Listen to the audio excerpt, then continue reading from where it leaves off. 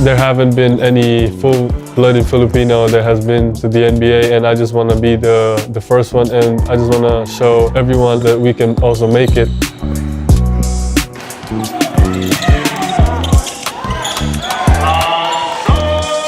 My dad always told me to watch films of Hakeem Olajuwon, Tim Duncan, those guys, and I just kept watching, every day.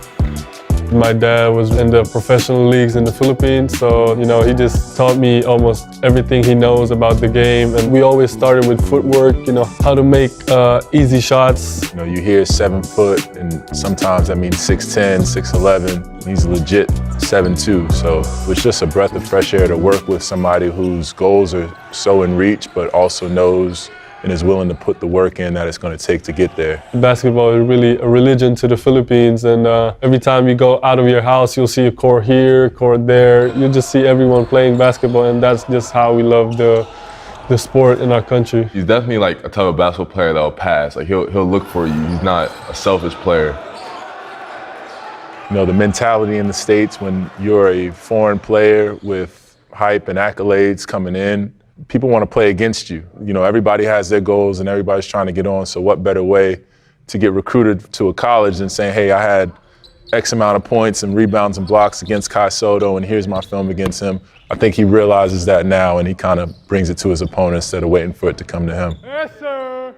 Yes, sir. The first few months, I'm just getting used to the culture, the people, and the basketball here, and I'm just very happy that I have my whole family here. I didn't really know a lot of things about college recruitment because in the Philippines I was still at the 10th grade, so I wasn't really focused on any college. But when I came here, I just got a little shocked that things are happening so fast, and I just have to be ready for it. I see Kai as somebody with a world of potential, and the sky is really the limit, but also, there's a short time to get there and has to be deliberate in making those goals achievable. Good. Two more shots. The training here in the States is different because they really focused, and my trainer really dedicated themselves to help me get better as a player. One thing that we wanted to really work on, getting him to be more NBA ready, which means, can he handle the NBA pace of the game, physicality? Can he use his length in a meaningful way? Does he stretch the floor consistently? Can he guard players? Can he guard in the post? Can he guard off switches? Very good. Show it right back. Bang, bang, boom.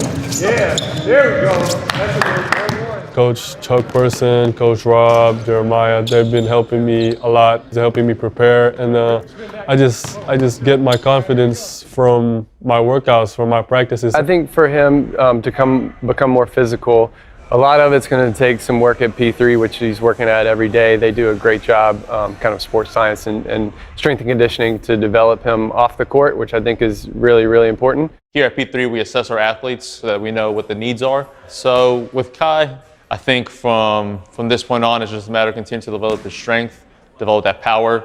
He's going to be playing and matching up against guys who are bigger than him, so making sure that he is able to match that intensity on the court, but also making sure that he stays healthy to be able to compete year-round. That was a moment in time for him at Basketball Without Borders where all 30 NBA teams are there. There's high-level kids that are his age that are there, and he's able to see, I didn't make the first team. I wasn't MVP. I wasn't on the first team all camp. And so what are the things I need to do to improve? And so now you're able to look at positive feedback from GMs, scouts. It was great. I had the opportunity to play against the best players all over the world, and to be coached by great coaches. What are the gaps? What's going to help him get there? And I think he took it to heart. I think he saw kind of where he was and was able to size himself up a little bit, and now he's able to take a step forward because he's grounded in reality. He's not caught kind of in the hype world. Potential is something people talk about a lot, right? Potential, potential, potential. There's always a point though where you have to start turning a corner and potential has to become reality. And for him, he's starting to approach that phase, and I think he understands that. And so as long as he continues to move forward and progress, he's got every opportunity in the world to be a good NBA player. My ultimate dream is to make it to the NBA, and I also want to represent the Philippines on international tournaments. I just want to show that Philippines is part of the basketball world.